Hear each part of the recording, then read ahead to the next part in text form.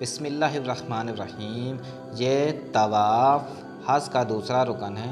اس کے 7 پھیرے کیے جائیں گے۔ افضل یہ ہے کہ 10 تاریخ کو ہی یہ طواف کرنے کے لیے مکہ معظمہ کو جائیں۔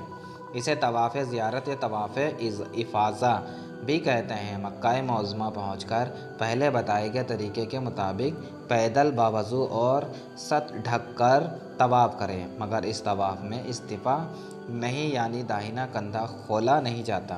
اگر یہ طواف نہیں کیا تو حلال نہیں ہوں گے، یعنی کبھی بھی بیوی کے پاس نہیں جا سکتے، چاہے سالوں گزر جائیں۔ طواف زیارت کے کچھ ضروری مسائل۔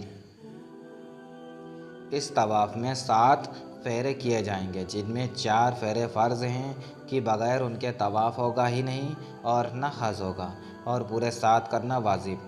تو اگر 4 پھیروں کے بعد جمع کیا تو حج ہو گیا، مگر دم واجب ہوگا کہ واجب ترک ہوا۔ اس طواف کے صحیح ہونے کے لیے یہ شرط ہے کہ پہلے احرام باندھا ہو، کفر کر چکا ہو اور خود کرے۔ اگر کسی اور نے اسے کندھے پر اٹھا کر طواف کیا تو اس کا طواف نہیں ہوا، لیکن اگر یہ مجبور ہو، خود نہ کر سکتا ہو، مثلاً بے ہوش ہو، تو طواف ہو گیا۔ بے ہوش کو پیٹھ پر لاد کر یا کسی اور چیز پر اٹھا کر طواف کرایا اور اس نے اپنے طواف کی بھی نیت کر لی تو دونوں کے طواف ہو گئے، اگرچہ دونوں کے 2 قسم کے طواف ہوں۔ اس طواف کا وقت 10 ذی الحجہ کی طلوع فرض، یعنی فرض کا وقت شروع ہونے سے ہے، اس سے پہلے نہیں ہو سکتا۔ ہر طواف میں نیت شرط ہے، اگر نیت نہیں کی تو طواف نہیں ہوگا۔ جیسے کوئی شخص کسی دشمن یا درندے کے ڈر سے بھاگ کر خانہ کعبہ کے چکر میں لگائے تو یہ طواف نہیں ہوا۔ وقوف عرفہ بغیر نیت کے بھی ہو جاتا ہے، مگر طواف بغیر نیت کے نہیں ہوتا ہے۔ نیت کرتے میں کسی خاص طواف جیسے طواف زیارت وغیرہ کی نیت کرنا شرط نہیں ہے، بلکہ صرف طواف کی نیت کافی ہے۔ عید الاضحیٰ کی نماز وہاں نہیں پڑھی جائے گی۔ حج قران و حج افراد کرنے والے طواف قدوم میں اور حج تمتع کرنے والے حج کے احرام کے بعد کسی نفل طواف میں حج کے رمل و سعی دونوں یا صرف سعی کر چکے ہوں تو اس طواف میں رمل و سعی کچھ کرنے کی ضرورت نہیں۔ اگر پہلے کیے گئے طواف میں ان پر جو صورتوں میں سے کوئی صورت ہو تو رمل و سعی دونوں اس طواف فرض میں کریں۔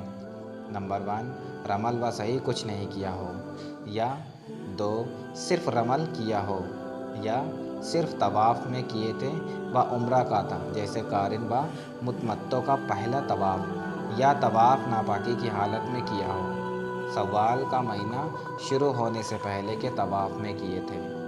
کمزور اور عورتیں اگر بھیڑ کی وجہ سے 10 ذی الحجہ کو نہیں جا سکیں تو اس کے بعد 11 کو افضل ہے۔ جو 11 کو نہ جا سکے تو 12 کو ضروری کر لے۔ اس کے بعد بلا عذر دیر کرنا گناہ ہے۔ جرمانے قربانی کرنی ہوگی۔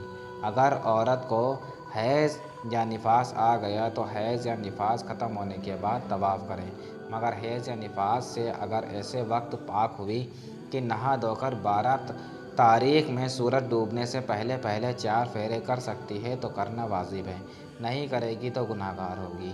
اسی طرح اگر اتنا وقت اسے ملا تھا کہ طواف کر لیتی اور نہیں کیا، جب حیض یا نفاس آ گیا تو گناہ گار ہوئی۔ اگر اپنے آپ منی میں رہا اور سامان وغیرہ مکہ کو بھیج دیا یا مکہ ہی میں چھوڑ کر عرفات ہو گیا تو اگر خراب ہونے یا کھو جانے کا اندیشہ نہیں ہے تو کراہت ہے، ورنہ نہیں۔